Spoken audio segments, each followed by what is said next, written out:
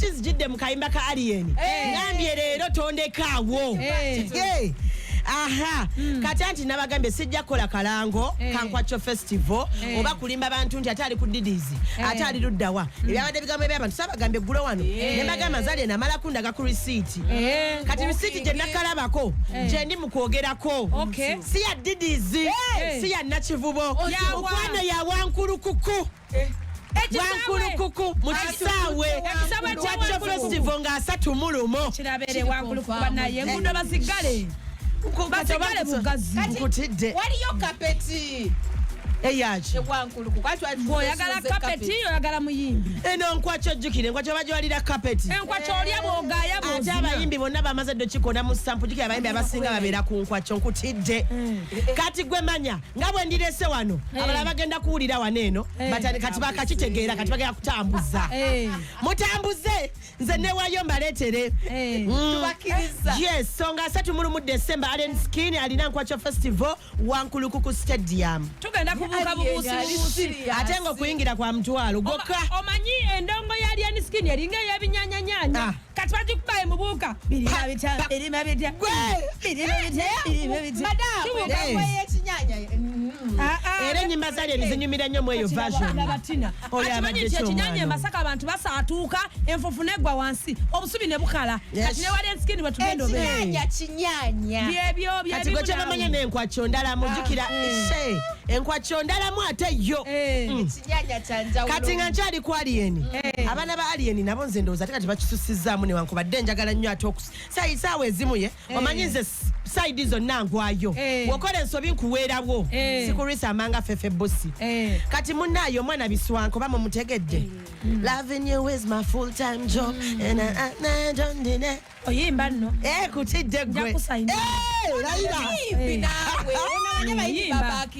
kati wamma omwana oyo Biswanka okuva lwe bamugoba omanyi yes akakana kali kakolera ku petrol station ne kajja kabeere wa Alien ale nakateka mu fangoni management ne kakolayo oluyimba oluyimba lwakola ku TikTok yes he's a good talent manager lwakuba akwasa amateeka amateeka gakwata omwana oyo ne bamugoba ku fangoni bamugoba wonyiza omukulu ogende entandalo etuula ne bakusalira omusango oba wa kiboko ku ntandalo n'ofuna kiboko wokuba munene nnyo ne bakugamba mukwano kolaki genda era beba tebagoba Biswanka naye omwana oyo tebamuweeza kati bagenze musanga wa Hajaruna atudde agenda kulya kamere omwana ne batandikawo nga bamukwata amateeka mwana n'abagamba kati omuntu talyeko ku mmere wano kati nkozeewo musango ki so I think anti kati eyo njogera ye Gaza beba kwata ida ndisaddo babele bakutte mateeka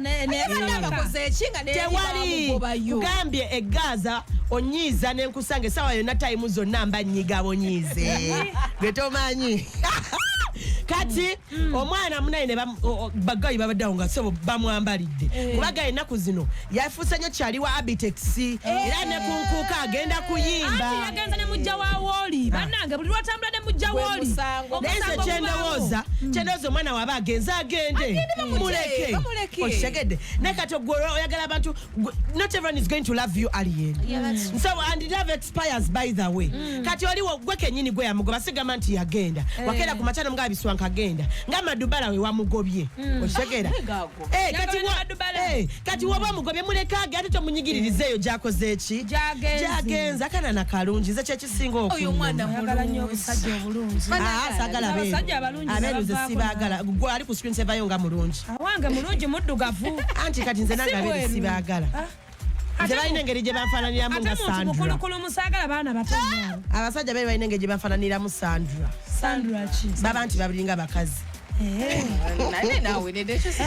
agamba kaneyongereyo kati munaye omanyize siba ku side esemba ndi ku musango gwa ZUBEDA BYANTALO ne Zahara Toto gwatuusedda kati awo otegerera nti black shines brightest black is gold and black is gold ani yasibyani nkutidde sandi timu kakaya why not ate nga fenga radio 4 we are team kakaya ani yasibyani nzija nti okitegedde so munange nga bwe byali stories zonna wano munalinga nziba wa from day one ono yamuvumye ono yakoze bwati ono yamuyise emizina ono namugamba malaya kati oli n'agamba kino Zubeda Byantalo Shamim Mayanja Hajati omulungi eyakola omuzannyo ku Serena red carpet gwe tomanyi kwe twanyumira so n'avaayo n'agenda n'alopa ku UCC kubanga omusawo gwali ku mpewo ya violating amateeka ga mpewo ate nga tukimanyi tulina amateeka gakwasaganya eki empewo UCC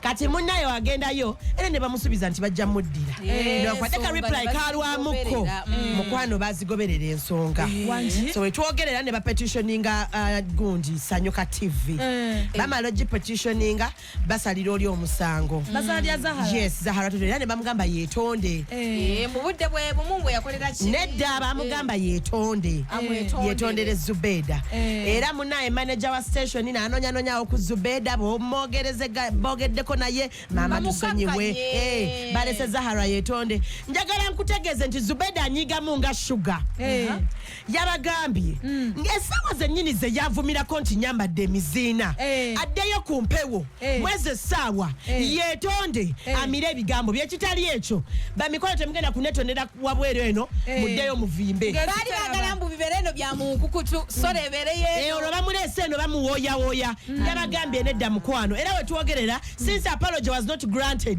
Zahara Toto has been suspended on EKYA yes Zahara amazana agano okudda ku mpewo okwetonda teyaganye naye ndowooza naye bakyamuwooya jjukira naye kati amanyi w'amaanyi w'amaanyi togamba nti ati nedda bonna b'amaanyi nokiri bwe kiti listen banaye point yange yino Zubeda Byantalo w'amaanyi ne Zahara w'amaanyi naye ate Zahara yamanyi ate ye wa kitalo nnyo tasobya is my point okitegeera yabananga ekigambo sorry kintu kyangu anti soyo tetwagala yeno mabbali ate kati kangambe Zubeda nze nina okukumamu akasigiri nze mbadde nsaba wamala kotona ku mpewo ajje waneno ne mu masappe yetonde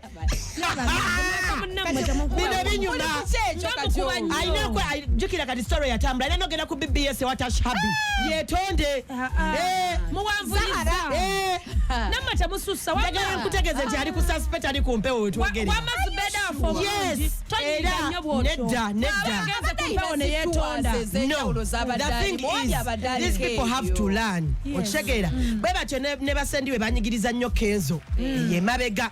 Olwensonga bamanyi boogera toyina kyogenda kolawo. Zino zisavinga ngekiza. Neba na yadye mukama gwalivaamu n'ayogera bogezi nti sugar ngwe. Zoba inogenda ali ku parliament kukubo. Kusita square ku mapera waggulu. Sugar leka kwe wana. Ojakola ki? Gweleta ntankulo la. Ojakola ki? Ofune nabo kukyalo batambule. Wama Zubeda nze nkyali team you. She has to go to EKYA yetonde. EKYA is okay. Zahara sorry is a small thing. Alete ne Miki kuba Miki yaseka nnyo n'afukamira n'agwa n'amavivi. Kati ate Miki baleeta bonna balina okujja baddemu baseke bupya nga yeetonda. Bazi bali bakyaziza Miki. Bali bakyaziza Miki. Ne Sandra yaliko nze mbanja kati nze ate singa abadde nze mbadde njagala olutambi luddeyo emabega mba njagala kulya olunaku lwennyini naku z'omwezi zizimu nze mba nnemesa bulemesa. Sugar nakugamba omuzimu gw'obusungu si mulungi osonyiwanga naffe batusonyiwa. Wetale besanyu lyenfunye. Katusuubire nti Zahara n'akola bye mwagala akole. But she's now suspended of course because tayagala mulimu. Akola nawe kasayina walala wa. She's suspended of EKYA. Abadde ina zituwazize ezenjawulo. Sinza okubanga zezimukubye ng'ali. She has been suspended. In December. She's having a lot of gigs. Kale mugira mbeera ne gigs emwe bookinga. It's okay. Nedda. Wema kaneyongereyawo sijja sulawo. Sina maanyi amanyo gannuma. Nkutidde. N'olaabeeranga n'okweranga. Wamma ye Fiona owa Pastor Jengo Kadachi abreakinze silence. Era yavuddeyo nayogera naga bannange nze bulijjo nali simanyi nti ono omwami musumba. Ate engeri ejjata buwuliriza. Buye atamanyi nti omwami wuliriza. Musooke muwulirize. Ye bulijjo omwami yamugamba ti taata we ye yali omusumba. Naye ye tabiriimu. Ate ye teyali nnyo kyakigaalo. Kati akavidiyo akaavayo ne katambula nga bali ku katuuti.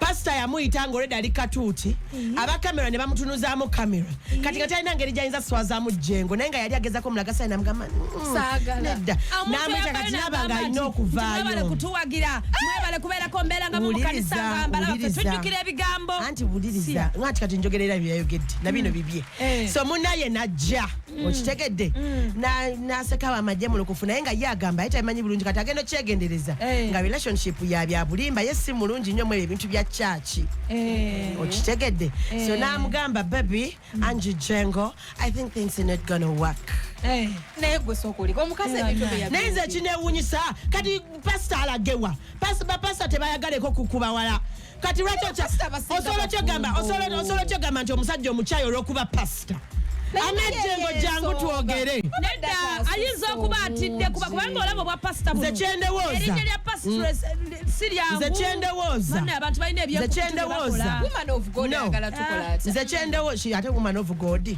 nze kyendowooza kiri bwe kiti engeri gye bafulumiza ka video akoli omwami eyateeberezebwa okubanga yali atutte omukyalo oyo mu loogi waliwo aka video nga yamutwala mu loogi nga bepekinga nga ayina ne pastor Jengo kati engeri gye kafulumye ate engeri pastor Jengo gyabadagezako okukuma kino ekintu bambi pastor Jengo wanted this relationship era nakidefendinga nnyo n'agamba oba limba ebyo ebintu ebiriyo kasuku alimba kati kasuku yabadde yabweweredde n'abagamba kamale okuva eno gyendi ndeeta obukakafu